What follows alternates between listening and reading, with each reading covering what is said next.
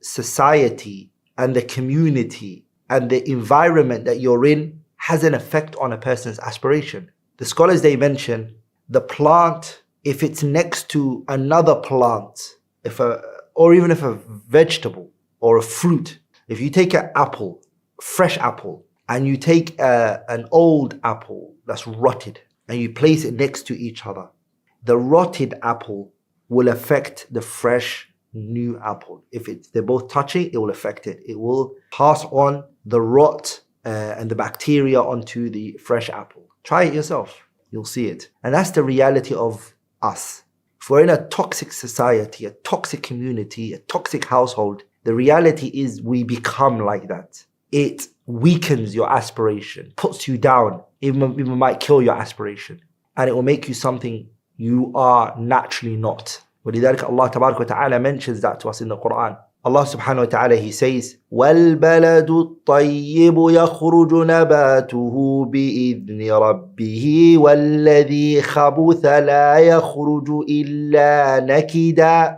Allah تبارك وتعالى, He tells us, وَالْبَلَدُ الطَّيِّبُ, the blessed land, it brings out its vegetations with the permission of Allah subhanahu wa ta'ala. And the one that is filthy, the land that is filthy, what it produces is only filth. Filth produces filth. كذلك الإنسان. The same is the human being. If he grows up in a good society, he grows up in a good household, a society that virtue and righteous action and nobility is gushing from that society, coming from that society, springing from that society. And a school, and your son or your daughter is going to a school where their religion is protected for them and their manners and etiquette is protected for them. Not a school that they've been taught about LGBT and they've been taught about this and what they learn from their school, the akhlaqiyat, the things that they learn from it is not bad.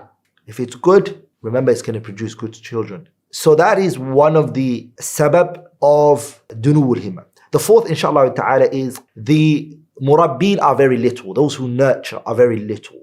And the teachers who can be taken as role models are also little. And this matter is one of the greatest reasons for low aspiration. One of the things that saddens really is we don't have many people to do tarbiyah. And we don't have many mu'allimeen al-nasihin al-qudwat, teachers who are sincere advisors, who can also be taken as role models, who nurture their student upon high aspiration.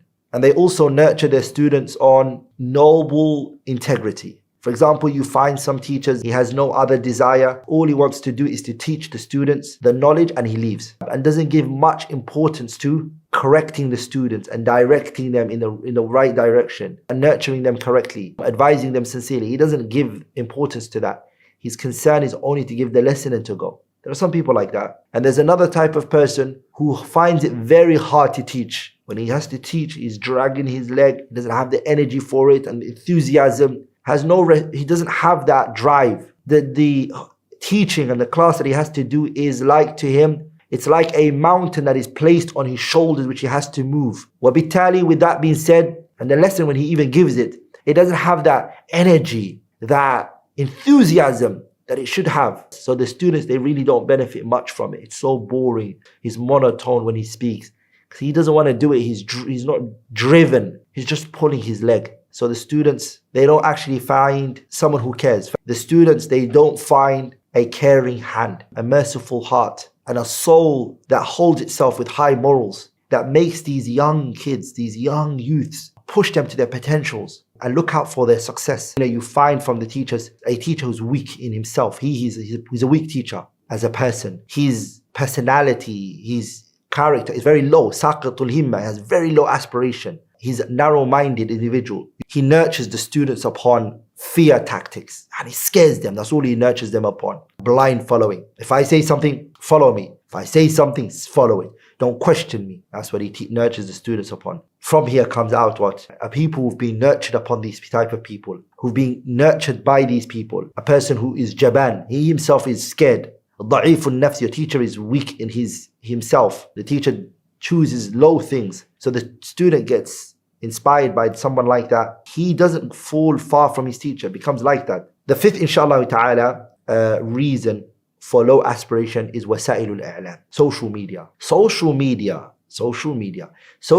plays a big role. Social media has a big role in nurturing the people. Social media also has a great ability to convince the people. And social media can easily convince someone. And social media is really able to project its opinions, and it can have a large effect on people's family lives. It can also have a great effect on people's education, their schools. A positive or a negative effect. You can have it when social media becomes corrupt, which is the situation for many. The type of social media outlets that they're watching is corrupt. So what it's leading them to is destruction. And it becomes a source of destruction and an annihilation of a person's morality and conduct. And it becomes corruption and devastation for many people.